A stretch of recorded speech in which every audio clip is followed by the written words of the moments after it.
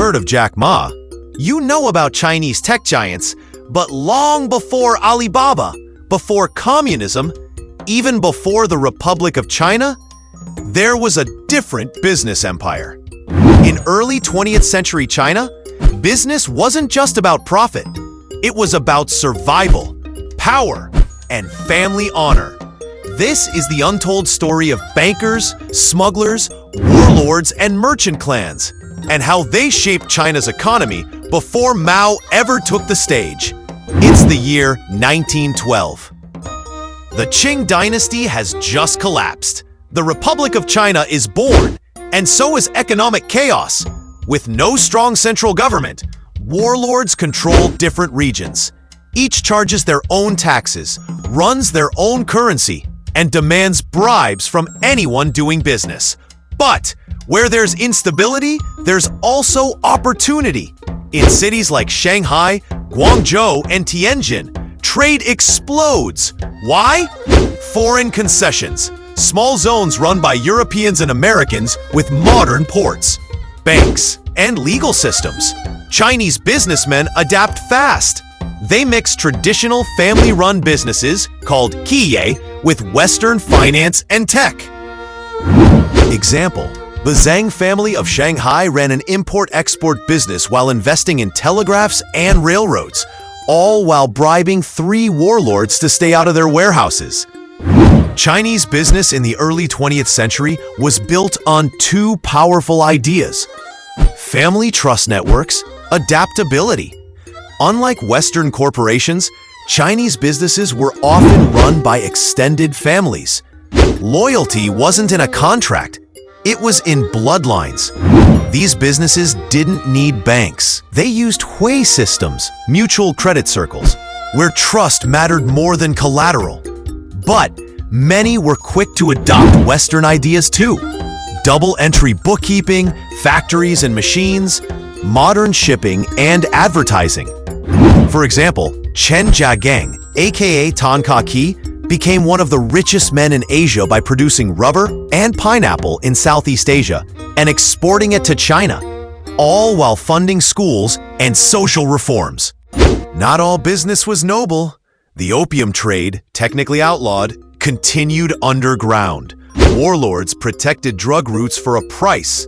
Some merchant guilds quietly co-invested in opium shipments while selling textiles up front. Bribery? It wasn't just common, it was necessary. Want to ship rice from Nanjing to Shanghai? Better bribe at least 5 checkpoints or lose your goods to soldiers. Some warlords even demanded a business loyalty fee, monthly. It was a time when a smart businessman had 3 ledgers, one for the government, one for his partners, and one that showed the real profits. Despite the instability, China was deeply connected to the world. Silk and tea went out. Steel, machines, and chemicals came in. Missionaries brought modern education. Japanese and European banks financed ports and railroads. Shanghai became the Wall Street of the East, with firms like Sassoon and Company. Often called the Rothschilds of the East, Chinese merchants in Southeast Asia, known as the overseas Chinese, became billionaires by building supply chains back home. Chinese businesses became global, but stayed rooted in Confucian values like loyalty, harmony, and respect for elders. The 1920s and 30s saw a push toward industrialization.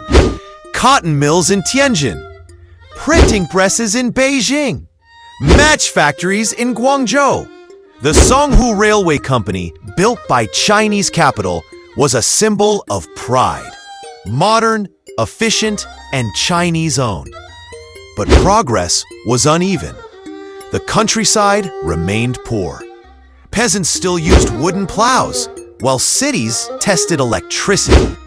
Political instability, from the Northern Expedition to Japanese invasions, constantly disrupted business growth. By the late 1930s, business in China faced 3 brutal enemies: civil war, nationalists versus communists; Japanese occupation, 1937 onward; hyperinflation, and economic collapse. Many businesses were destroyed. Others moved abroad to Hong Kong, Singapore, Taiwan.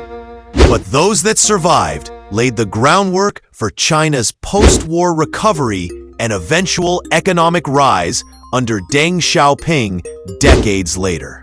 The values of early 20th century merchants, trust, resilience, flexibility, never really disappeared. So next time you think of China as an economic giant, remember, that story started not with billion-dollar tech firms, but with tea traders, textile merchants, and warlord bribes. Business in early 20th century China was wild, gritty, and brilliant. And in many ways, it's still shaping the world today. Don't forget to like, comment your favorite moment, and subscribe for more stories that school never told you.